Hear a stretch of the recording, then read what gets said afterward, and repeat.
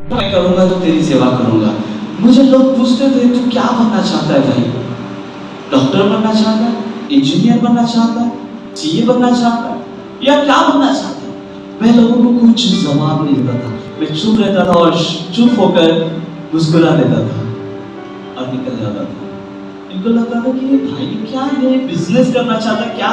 इसने कोई जवाब नहीं दिया, लेकिन अंदर से बोलता था प्रभु तू जानता है मैं क्या करना चाहता हूँ।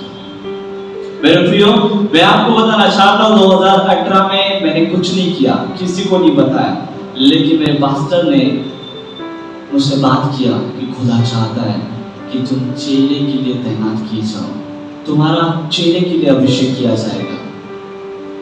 और 2018 में चेले के लिए मुझे अलग किया गया चर्च के अंदर में, और बड़ी ईमानदारी के साथ में मैं परमेश्वर के राज्य के लिए काम करता गया। झाड़ू मारा, पोछा मारा चर्च के अंदर। देन उसके बाद में आपको बताना चाहता हूँ चर्च के टॉयलेट बाथरूम को भी साफ किया, और उसके बाद में चर्च के आंगन को भी साफ किया। चेले का काम पूरा टोटल अच्छे से। और आपको बताना चाहता हूँ चर्च का जो पर्दा है ये पूरा अच्छे से ठीक करना, यहाँ तक कि मैंने काम किया। और आपको बताना चाहता हूँ गांव-गांव जाकर सुसमाचार प्रचार करना, पास्टर के साथ में जाता था, बाइक में बैठकर 40 किलोमीटर, 50 किलोमीटर, 60, 70, 80 किलोमीटर गांव-गांव जाकर सुसमाचार प्रचार करता था। बहुत कम उम्र में, ज्यादा बड़ा नहीं था। मेरे प्रियो, मैं आपको बताना चाहता हूँ 18, 19, 20 साल का मैं सिर्फ था। इस समय में स्कूल जाता था, कॉलेज जाता था, कॉलेज में आकर जो बाकी का समय होता था वो समय परमेश्वर के लिए देता था।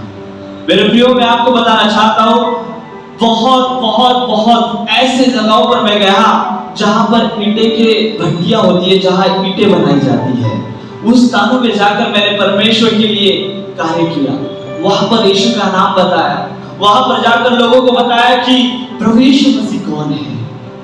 और भूख लग जाती थी, धूप रहती थी, और आप समझ सकते हैं 16, 17, 18 साल के लड़के एकदम बहुत ज्यादा मैच्योर नहीं होते हैं कि उनको भूख लगेगी तो वो अंदर से बोले क्या भूख लग रही है ना? ऐसा अंदर से मेरे अंदर में लगता था, लेकिन मेरे पासवान को देखता था, कुछ नहीं बोल रहे, चलना है, उनके पीछे पीछे जाना है। वहां पर मुझे एक चीज खाने को मिली, उस दिन मैं बहुत रोया। अचार और वो जो जाली रोटी होती है ना, भाकर बोलते हैं हमारे मराठी में, उस भाकर को और उस अचार को मैंने खाया।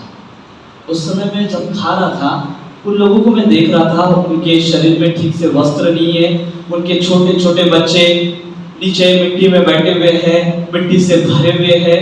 मैंने उनको देखा, बहुत दुखित हुआ, प्रभु से कहा प्रभु क्या है, किस प्रकार की अवस्था है, क्या प्रभु के दासों को इस प्रकार से चलना पड़ता है?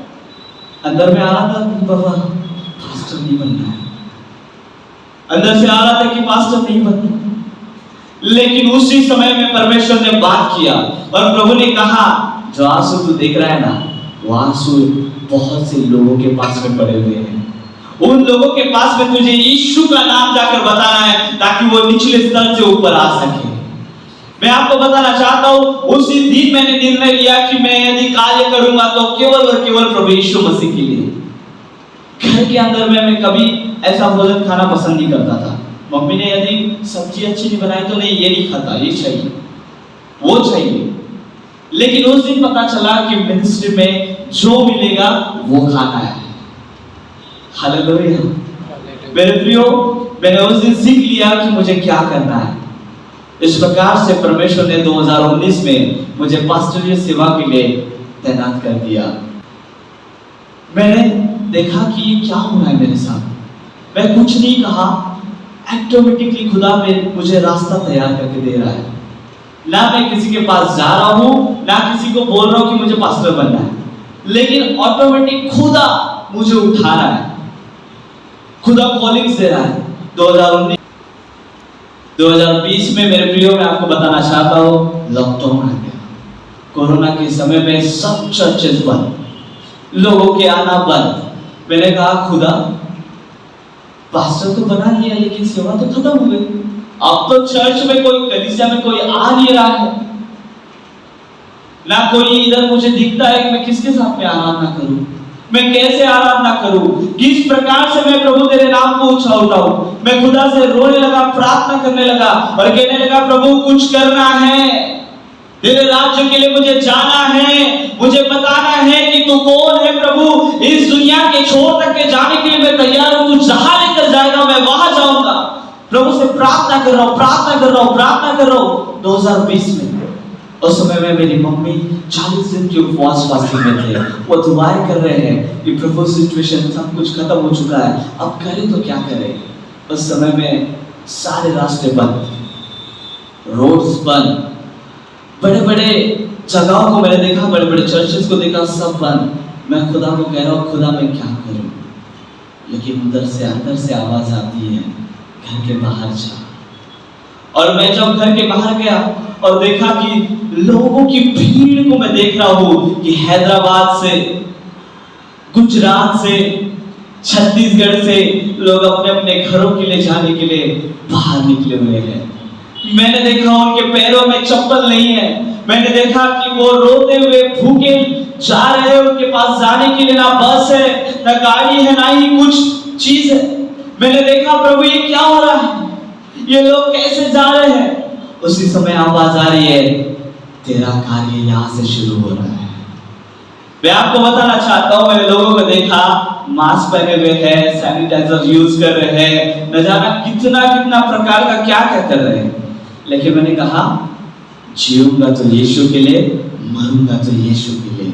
और ना सैनिटाइजर यूज किया, ना मास्क यूज किया और घर के बाहर निकल गया। मेरे प्रियो मैं आपको बताना चाहता हूं, उस समय में मैंने देखा कि बहुत सारे लोग जा रहे हैं, बहुत सारे लोग भूखे प्यासे, उनके छोटे छोटे बच्चे, धूप है इतनी भारी और ये लोग जा रहे हैं। मैंने खुदा से कहा प्रभु मैं इनके लिए कुछ करना चाहता हूं। मैंने अपनी टीम से बात किया और मैं निकला करके बाहर मुफ्त में भोजन बांटना शुरू कर दिया और मुफ्त में भोजन बांटता गया। एक हाथ से परमेश्वर का वचन, एक हाथ से भोजन। मैंने इस प्रकार से परमेश्वर की सेवा उन दिनों में किया और करीब करीब ना जाने आधे से भी ज्यादा लोग पॉजिटिव थे, बहुत लोग पॉजिटिव थे। उन लोगों ने मुझे कहा कि ब्रदर आप बहुत अच्छा काम कर रहे हैं, बहुत बढ़िया। वो मुझसे हाथ मिलाते थे, मैं ना सैनिटाइजर यूज करता था ना मास्क। मेरे प्रियो मैं आपको बताना चाहता हूं मुझे कुछ भी नहीं हुआ। नॉर्मल डेज में सर्दी, खांसी, बुखार ये ऐसा हो जाएगा, वायरल इन्फेक्शन हो जाएगा, लेकिन करीब वो 2 साल के अंदर में मुझे ना कोरोना नहीं छुआ, ना सर्दी हुई, ना खांसी हुई, क्योंकि मेरा खुदा मेरे साथ था। मैंने करीब सोचो 10,000 लोगों को मैं मिला हूं, उसमें से न जाने कितने लोग पॉजिटिव थे, लेकिन कुछ भी नहीं हुआ। लोगों ने वैक्सीन लिया, 3 डोज लिया, लेकिन आज भी मैंने एक भी डोज नहीं लिया, लेकिन अभी तक की कोरोना की शक्ति ने छुआ नहीं, क्योंकि यीशु साथ है, क्योंकि वो मेरा खुदा बीमारी देने वाला नहीं परंतु चंगाई देने वाला खुदा है। आमीन, हालेलुया। मैंने कभी नहीं सुना कि खुदा ने बीमारी दिया, मैंने ये सुना है कि खुदा ने चंगाई दिया है। मेरे प्रियो इस प्रकार से परमेश्वर ने कहा, मैं खुदा से बात कर रहा था, खुदा क्या करूं, क्या करूं, कैसे करूं, सेवा करना है। आवाज है, खुदा कहता है अब तेरी मिनिस्ट्री आज से शुरू हो रही है, अब रियल मिनिस्ट्री तेरी शुरू हो रही है। मैंने उस समय में जवानों के लिए बोझ लिया। परमेश्वर ने कहा अच्छा जवानों को खड़ा कर। मेरे प्रियो परमेश्वर ने मुझे एक नाम दिया, क्राइस्ट यूथ मिनिस्ट्री इंडिया, जो कि अब क्राइस्ट यूथ इंटरनेशनल मिनिस्ट्री हो चुकी है। सिर्फ और सिर्फ भारत के अंदर नहीं परंतु भारत के बाहर भी लोग हमें सुनते हैं। परमेश्वर की ये बहुत बड़ी गवाही है मेरी। मैं बहुत शॉर्ट करके बता रहा हूँ क्योंकि मेरे पास में बहुत समय है। मैंने तो अपना जन्म बताया नहीं है, 12 साल से शुरू किया है, क्योंकि मैं जानता हूँ कि यदि मैंने पूरी गवाही बताना शुरू किया तो 1 घंटा पक्का जाएगा। मेरे प्रियो मैं आपको बताना चाहता हूँ 2020 में परमेश्वर ने मुझे एक मिनिस्ट्री का नाम दिया और ये ऑनलाइन तरीके से हमने इस कार्य को करना शुरू कर दिया। उसके बाद में ऑफलाइन के थ्रू हमने इस कार्य को शुरू किया, लेकिन जैसे जैसे हमने कार्य किया, बड़ी तेजी के साथ में परमेश्वर ने इस्तेमाल करना शुरू किया। करीब 6 महीने के अंदर में परमेश्वर ने मुझे बहुत सारे स्थानों के लिए, बहुत सारे जगहों के लिए विजन देना शुरू कर दिया। और मैंने 6 महीने के अंदर में कहा कि अब बस खत्म हो चुका है, अब संपूर्ण भारत के अंदर में जाकर सुसमाचार प्रचार करूंगा। मेरे प्रियो, मैं आपको बताना चाहता हूं, उस समय परमेश्वर ने मुझे कहा कि मैं अब तुझे हर एक जगह में लेकर जाऊंगा, लेकिन उसके लिए तुझे तैयार होना है। मैं प्रार्थना करते गया, प्रार्थना करते गया, प्रार्थना करते गया, और परमेश्वर से कहा, प्रभु अब तो सिर्फ पास्टर हो, अंदर में कोई वरदान नहीं है, कोई ताकत नहीं है, कोई शक्ति नहीं है, लेकिन मैं तेरे वरदानों को चाहता हूँ। उस समय मैं बहुत प्रे किया और खुदा को कहा कि प्रभु मुझे वरदानों की जरूरत है, और परमेश्वर ने मुझे बहुत सारे वरदान को दिया। परमेश्वर ने मुझे बहुत सारे प्रकार की सेवा दिया। मैं बहुत खुश हूँ, मैं बहुत आनंदित हूँ कि परमेश्वर ने मुझे टीचर के लिए इस्तेमाल किया। अभी जगह जगह जाकर मैं टीचर के लिए इस्तेमाल किया जाता हूँ, प्रोफेटिक मोमेंट्स में इस्तेमाल किया परमेश्वर ने, इवेंजलिस्ट के लिए इस्तेमाल किया परमेश्वर ने, पास्टरीय सेवा के लिए इस्तेमाल किया। अभी जस्ट 2023 में परमेश्वर ने प्रेरित के लिए कार्य किया, अपोस्टल के लिए। अब मैं संपूर्ण भारत के अंदर में जाकर बहुत सारे पास्टर्स लोगों को भी तैयार कर रहा हूँ। ये परमेश्वर की अनुग्रह है। मेरी एज यदि आपको बता दूं तो आप चौंक जाएंगे। सिर्फ और सिर्फ 24 वर्ष कंप्लीट, 25 वर्ष शुरू। इतने कम उम्र में परमेश्वर ने इस प्रकार की सेवा दिया। मैं आपको बताना चाहता हूँ मेरे प्रियो, ये मेरे लिए घमंड की बात नहीं है।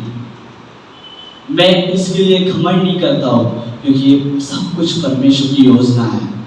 यदि वो चाहे तो इस्तेमाल हो सकता हो, यदि वो चाहे तो छीन नहीं सकता है। सब कुछ आदर, सब कुछ गौरव परमेश्वर को देता हूँ। आज परमेश्वर संपूर्ण भारत के अंदर में मुझे लेकर जाता है। मैं जब ऐसा देखता हूँ कि इस प्रकार से मेरा स्वागत करते हैं, मैं खुद को कहता हूँ कि प्रभु मैं इस लायक नहीं हूँ। मैं किस प्रकार से प्रभु इस लायक बना, मैं इस योग्य नहीं हूं कि मैं ऐसे बड़े बड़े स्टेज के ऊपर में जाकर परमेश्वर के राज्य के लिए काम करूं। मेरे प्रियो, मैं आपको बताना चाहता हूं, मैंने कभी अपने चर्च के अंदर में 2018 तक कभी मैंने अपने चर्च में प्रचार नहीं किया था। डरता था। मेरे पास लोग मुझे हमेशा कहते थे, अरे प्रचार करना है भाई, प्रचार करो। हाँ, मोटिवेट कर दूंगा, ओके, वर्शिप लीड करूंगा, सब करूंगा। लेकिन 2018 तक मैंने कभी प्रचार नहीं किया था अपने चर्च के अंदर में। बीच में मैं प्रचार कर रहा हूँ। क्यों? इसका रीजन क्या है? ये मेरी ताकत नहीं, परंतु ये यीशु की ताकत है। Amen, amen. Big hands for Jesus. जोरदार तालियां यीशु के लिए बजाएं जो खुदा कर रहा है। मेरे प्रियो, मैं आपको बताना चाहता हूँ, मैंने मेरे जीवन में कभी नहीं सोचा था कि मेरी सभा के अंदर में इतने लोग दूर दूर से सुनने के लिए आएंगे। मैंने मेरे जीवन में कभी नहीं सोचा था कि मेरे साथ में इतनी बड़ी टीम खड़ी हो जाएगी। आज मैं आपको बताना चाहता हूँ, संपूर्ण भारत के अंदर में 20 स्टेट के अंदर में आज परमेश्वर की दया के अनुसार मैं कार्य कर रहा हूँ, वहां सेवा कर रहा हूँ।